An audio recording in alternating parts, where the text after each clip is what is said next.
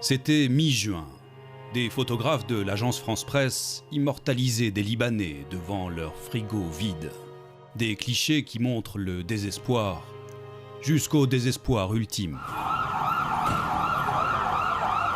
Début juillet, devant un restaurant de la capitale, un homme a préféré en finir plutôt que de lutter pour se nourrir. Une autre sombre occasion pour les Libanais de manifester leur colère, comme ils le font depuis près d'un an. La société a énormément souffert ces derniers mois, explique cette représentante de l'ONU. En témoignent les longues files devant les bureaux de change, les denrées de première nécessité qu'on s'arrache. Maya Tero en sait quelque chose. Elle a fondé au Liban une organisation pour distribuer de l'aide alimentaire. Elle a vu monter en flèche le nombre de familles de la classe moyenne dans le besoin.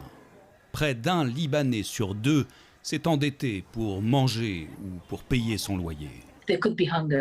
On prévoyait un risque de famine pour l'hiver, dit la directrice d'un centre de réflexion stratégique basé à Beyrouth. Et c'était avant les explosions. À l'épicentre de la déflagration, ce bâtiment blanc, maintenant complètement éventré, ce sont les silos à grains du port de Beyrouth. 120 000 tonnes de céréales inutilisables. L'ONU voit poindre une pénurie de farine à très court terme. Mais pas d'inquiétude, a dit le ministre de l'économie, il n'y aura aucun problème d'approvisionnement. Ce qui laisse les observateurs perplexes. À moins qu'ils aient des stocks cachés ou des promesses de livraison.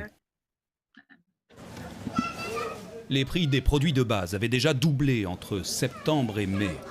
Le Liban importe 80% de ses denrées et elles transitaient en majorité par le port, aujourd'hui rayé de la carte.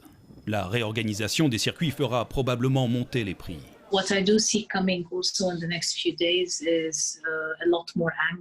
Mais ce qui va surtout monter, c'est la colère devant des conditions de vie devenues insupportables.